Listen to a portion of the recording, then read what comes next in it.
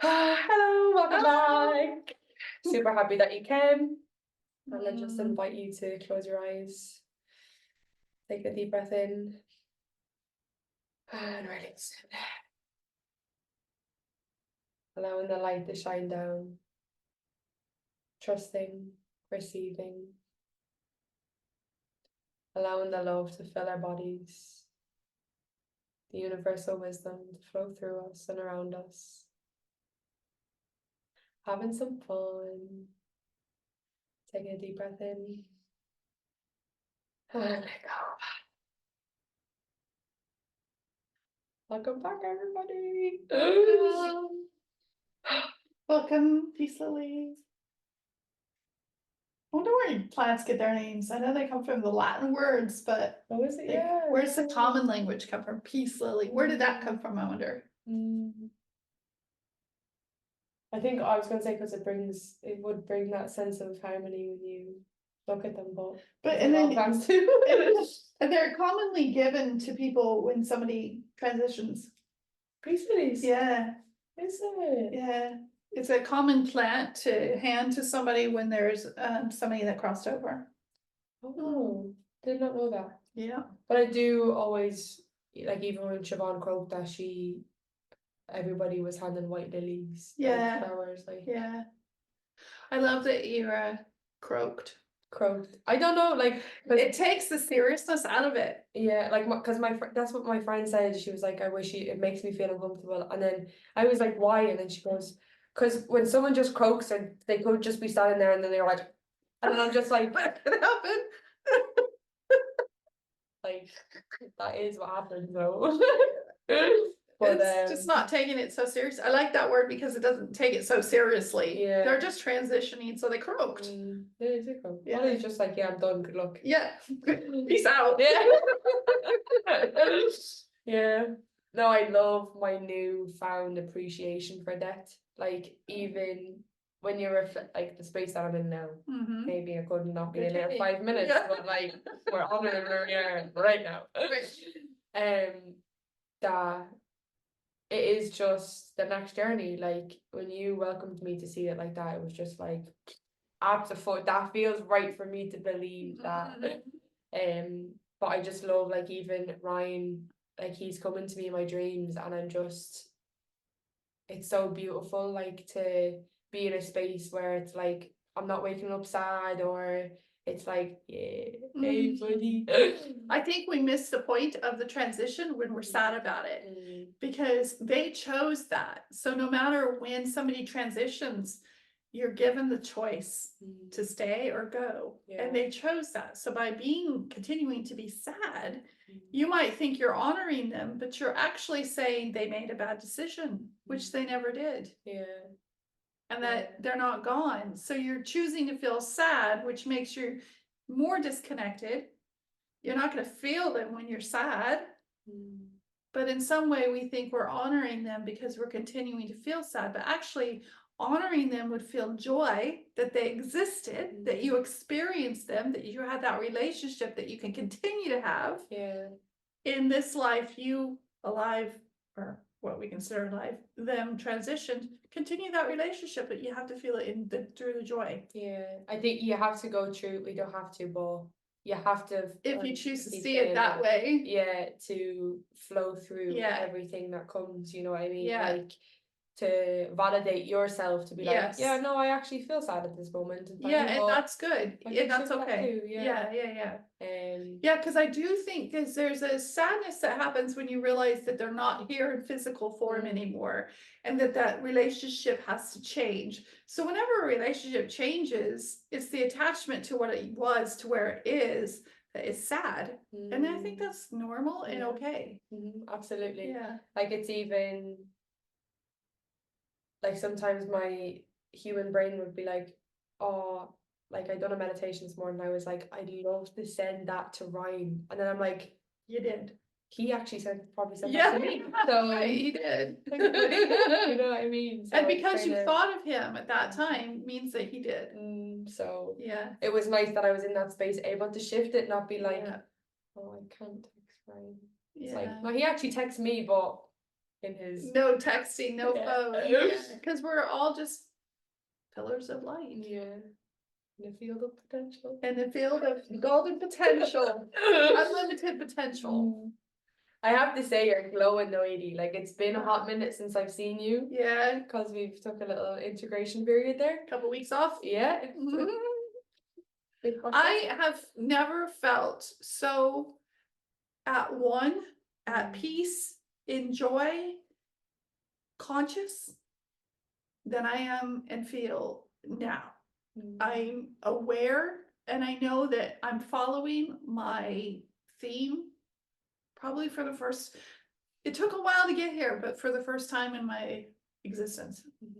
And you're inspiring us all. Well, you're inspiring me anyway. We just reflected It's on that. only you. That's okay. But no, for It's real. only one. And that's again, I refer back to the Bob Marley movie. Because Mm. that's all, even that Rastafarian, Mhm. am I saying that correctly? Mhm. Rastafarian culture or a community, Mm. that's what they fought for, you know, that's what the message they were trying to get out to the world is unity. Yeah. You know? We are all one. And when you realize that, you stop even talking negative about yourself.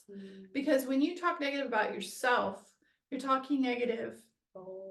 It's everything. Yeah, it's dishonoring your existence. So when you talk negative about the person next to you, your neighbor, your whoever cut you off in traffic or whatever, you're dishonoring. That didn't happen to piss you off. You're missing it. And that's okay. You have a right to do that. But unless and until you want to change it, you can. Absolutely. I connected with their sister the other week and we were just reflecting back on like you ever leave conversations and you're like, Jesus, did I say the right thing? Or you know, like you completely start doubting what you said, or is that person going to go and tell another person blah blah blah blah blah. That cycle just goes around your head. And we just sat in space together and we were just like, well, why? Because we both were experiencing it. So first of all, we both got a kick that someone understood what we were saying. And then second, it's like, but why? So, and I got from it that I don't think that I don't trust myself. You know, I don't trust what I was being told at that time. And, you know, then my head started playing tricks on me being like, no, we shouldn't have said that. Or what happens? So what if they do? Yeah, exactly. You know what I mean? So like if they perceive, it's none of your business how they perceive you. You can't control that. So it was like, again, it was that lesson of trust. Trust what you are being told. Like there was even an experience on Sunday in the circle where I invited people to work with their Kundalini energy, right? And I got in my head then being like, maybe I shouldn't have done that. And then you're like, oh, but you were in that space of pure trust. And because I was vibrating so high on Sunday, multi-second that thought was in my head, and then I was like, gone. No way, man. You know what I Let go mean? of the doubt. Yeah. So it was kind of a lesson kind of for me these past couple of days has been just pure trust. Yeah, because you're guided. When you're in your love space, when you're in your joy space, it's constant guidance. And because that's your vibration. That's your I'm a light being vibration. And that's the reason why we search for love. So we're searching for love, right? But yet we are love. Yeah, so you came into this physical body with amnesia to find yourself. And then what's your belief system around ancestral trauma? Ancestral trauma, elaborate. So passed down through the generations. Yeah. So like even Yeah. Yeah. So I, through my own experience, have realized and experienced clearing of ancestral trauma through my experience. It wasn't until I decided to look at myself honestly, because you can't change what you're not able to see. So looking at myself honestly, realizing I'm seeing a pattern that I'm also doing, that I saw my mother doing, that I know her mother did, who knows how far back it went, that I don't have to do anymore. So is that what you mean? Yeah, and I also mean, like, you know, the way we, like, say, my belief system is, you know, we went through the famine in Ireland. Yes. But obviously I didn't. My But your many ancestors moons did. did. Yeah. Yeah. So I believe that I can carry that hurt as well, or my children, if we haven't sat with that hurt, you know. Like, I believe, for example, eating habits. You weren't allowed to leave the table unless that plate was empty. Yeah. And I believe that got stemmed from, because there was a lack of potatoes or whatever, that they didn't want to take their food for granted. But yet it was teaching us that to eat even if you're full. Yeah. So you being aware that that's what it was breaks that cycle. got you.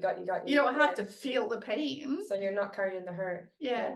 Okay. You don't have to feel it. You just bring the awareness there. Right, yeah, got you. And it's not just Ireland. I think anytime you have families that lived in poverty, have that belief, don't waste, you know, everything. You got to eat everything or you'll waste. Don't waste food. You hear that a lot. Yeah. And I think it's just because there was poverty. Yeah. So not knowing where your beliefs stem from is part of continuing them. And it's not that you have to go looking either. This is what I realized, is just through my evolving, through my openness to evolve myself, these things just naturally come up and show themselves to you so that you can see them, that they were just a pattern that you just continued because you didn't realize where they came from. Yeah. Until you shine a light on them and then you stop. Yeah. And I also seen a thing on one of the social medias, and it was like, you are so consumed about what you want your future to look like or what you want your career to be, instead of just being like, what is making me happy what right brings now. me joy. And it's so true, because like I can often, because I'm transitioning into a space of realizing that choosing happiness, I would allow maybe sometimes opinions from other people or my own head to be like, God, what do I need to study, or what? Even though I don't know what it is that I want to study yet, it's just I found myself stressing, not even stressing, but taking away my happiness basically, even though it was nothing, like I didn't need to do any of that. No. Like I was allowing that fear to be level surface. So that's the difference between your human mind and your higher mind. Your human mind is trying to figure things out. It's trying to, and that's when fear comes in. That's when making decisions based on fear comes in. That's when having headaches because you're just thinking too much about it. That's your human mind. You're here to work in cooperation with your higher mind, your spirit self, together. So your spirit self is you downloading images, you downloading things that you would like to do that make you feel good. So that's the language of the higher self, is feeling good. There's nothing more important than that you feel good. That should be the number one thing on everybody's list. What can I do right now that makes me feel good? And it might not be something complicated. It doesn't have to be a life path, or it could just be, I want to put on music. I want to take a bath. I want a cup of tea. Smoke a cigarette. Have a joint. It's in the moment right now what would bring me the most joy. And it's not passing judgment on what you've chosen, because it's in the moment bringing you joy right now. I love that, because I was consumed in, because somebody was choosing happiness for them, but in my eyes it's like, how is this bringing you happiness? Like, how? It's not for you to figure out for them. And I don't even want to understand why you're choosing it, you know, because none of my pressure goddamn for you business. Yeah. And even now being in that environment of that person doing that thing, it's like, I don't care. I genuinely don't care anymore. And by you not putting judgment on them, you free them up. So when people, it's none of your business how other people perceive you or how they see you or what you're doing. But when you judge yourself, you will then see it in other people towards yourself. So when you stop the judgment of yourself, when you stop the hate for yourself, when you stop thinking you're not worthy, when you stop all of that bullshit that is very selfish, you start realizing, you stop seeing it outside. You stop seeing other people doing it because it's no longer part of who you are. You've shifted.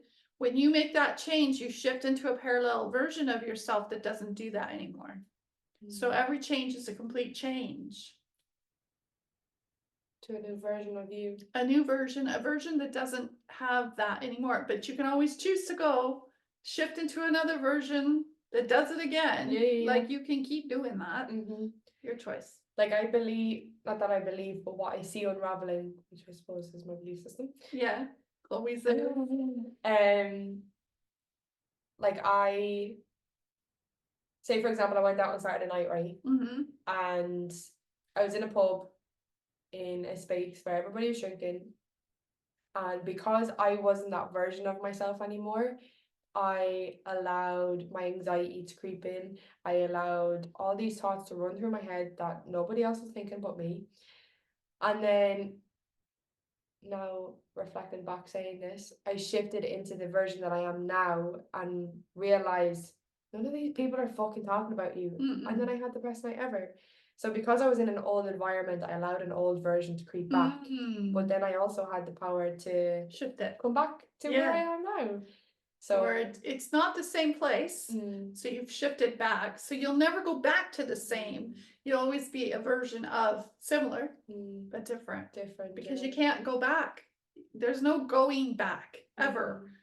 You can only go forward to a different version. It could be a similar version as you were before, but it's always forward. And I just would love people to show themselves admiration and compassion, forgiveness. Yes. Like, yes. Because when we do all those things, like I said multiple times already, you then start seeing the magic that you are, that's reflected externally. And then you realize everybody else is, and then you don't see, there's no need for competition. We're all beautiful beings here to express ourselves uniquely. And so when you realize that you're only a unique expression, there is no competition. There can't be a competition. There's only us all being who we are. So they say, we're so important because we exist. The fact that you exist means that you have importance in this world. Because without you, your string, I was thinking about this the other day, that everybody makes up the fabric of life. Everybody's beliefs, everybody's viewpoints, nobody has to think the same. We don't have to do everything the same way. There shouldn't be one person thinking or showing this is the only way, because there isn't. There's a billion ways to the same. It's your own unique self-discovery. It's your own unique walk through this life that is honored. That is why you're here.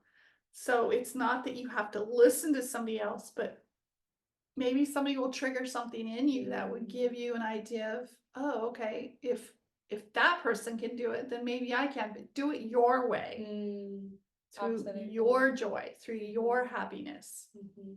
That's why I love when people are like, oh, I can't meditate, I don't choose meditation. And it's like, okay, it doesn't suit you, you know what I mean? And you don't have to. Yeah, you can find that through other ways. Yeah.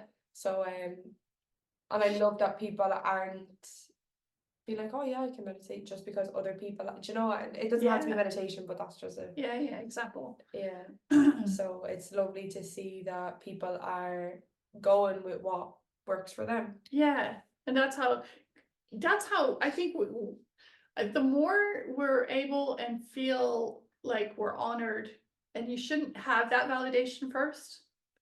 Your desire to be happy should be your validation, but sometimes it isn't. Mhm. But the more we're able to go forward and express our uniqueness, I think this world is just going to be such a rich place, because we're not going to be striving to be like somebody else. We'll be striving to be ourselves. We'll be striving for that joy, because that's your language. Whatever that joy looks like in you is your language, your high language. And God, I just see a world that's so magical. Like, forget competition, forget a lot of these limitations that we hold, because we think we have to do it this way, a certain way, because this person did it that way. And look how successful they are. Well, first define what success is, because it depends on what that is to you. For me, it's being my joyful self. That's success. I don't need to put money on it. Some people would say it's having money, and that's okay too. But you have come here as a unique expression of the divine, and unique is the key word there. Well, how does that look in you? Yeah. What I love is I had a fear of stepping into my power, because but everybody's holding meditation circles now, Yeah. and blah blah blah. And then when I stripped that back and came from a place of love and choosing that happiness, because oh my days, I'm so grateful I did, because see this feeling, oh. Isn't it better than any high that you got with a substance? No, I have to say, I loved MDMA, or ecstasy was a bit too much, but MDMA is your purest of an ecstasy pill, right? Okay. And the people call it a love drug, because you feel nothing can tear you down. Well, I mean, your head can, when you if you allow yourself to get into your head. But what I'm trying to say is, like, people can get like too touchy feely, or you just want to hug, or you could just be dancing and you're just hugging yourself. That feeling is that feeling I felt on Sunday, and I love that I allowed myself to get to that feeling, to get to that. And I even said in my circle, I was like, I used to take a lot of drugs, blah, blah, blah. And I believe that you invited me to see it this way. I believe that I had to get there for me to experience that, because I can get there naturally then too. And when I'm sharing this openly, I can see a lot of people like nodding, and because it's such a taboo thing that people take drugs, you know what I mean? Because it's frowned upon. But it doesn't have to be. Like, no, it's illegal too. That's why it's frowned upon. In there's a belief there that people can't get over. And that's the judgment thing again. Yeah, it's a fear of other people's opinion. But those substances are there to show you where you can go naturally. So everything that you can feel with a drug there's a natural way of getting there. Yeah, absolutely. But like that, and I understand why people take drugs. I understand why people go to music festivals and take MDMA or whatever, because it's allowing you to fully break down all of these barriers, all these belief systems. Close your eyes, go inward to the beat of the music. Like, how I see it is the beat of my drum is matching to the beat of the drum on the speakers. And as you say, that's your permission slip, is the MDMA to get you to that space. But you can fully allow yourself to go there in a natural state. And that's just what's beautiful. Like, that showed me that there's no limitation in this world. None whatsoever. Like, you used to think it had to come from a drug. I used to think that had to come from a drug, and plus the depression that came followed a week after. So what if I told you that's your natural state? Can you imagine feeling that way all the time? Absolutely. Like, it actually, you have a unique experience in that you have done all these substances. I don't have that experience, but And I don't think you need to have that Mm. experience, but you do have that unique experience where you've had these substances, so you know how high you can go on a substance. And then you suffer the consequences of doing it unnaturally. And what drives me bananas is they say, but you have to go through, you can't go really, really high without going really, really low.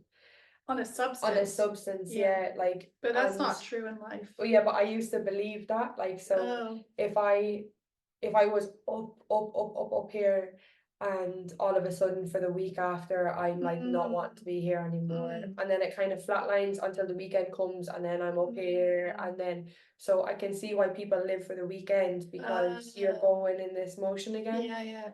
And then I used to believe that, oh, it's kind of like life, you know, you have to go through the bad times so you can appreciate the good, and then it's like, bollocks. That's just a belief. Yeah, but it was a belief system that Yeah. I had, and Yeah. I get it, like I can understand where the belief system comes from, Yeah. but it's limiting me, because I have to then go, Yes. oh, well, I have to be sad to be happy, and Yeah, I know. I'm not really agreeing with that, Yeah. because No. sadness isn't viewed as a bad thing in my eyes anymore. Yeah.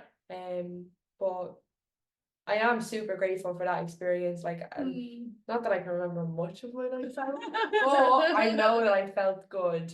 So Yeah, I know there was an episode where we talked about the high highs and the low lows. yeah. And there is a space where you can have small dips. You don't have to have these troughs anymore. You can stay high and just kind of feel the dip. And a little dip is enough, you know? So I can say I don't have my troughs anymore.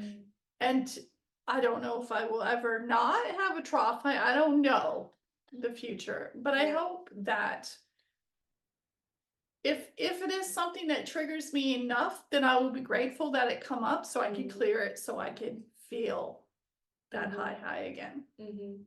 And I do, when you get to a space where your nervous system is calm, and you're doing techniques or permission slips or whatever to get you to that space of a calm nervous system, I feel like no matter how harsh you may view the news that you're receiving, it's not going to affect you. It's not that it's not going to affect you, but you don't allow it to affect you. Yeah.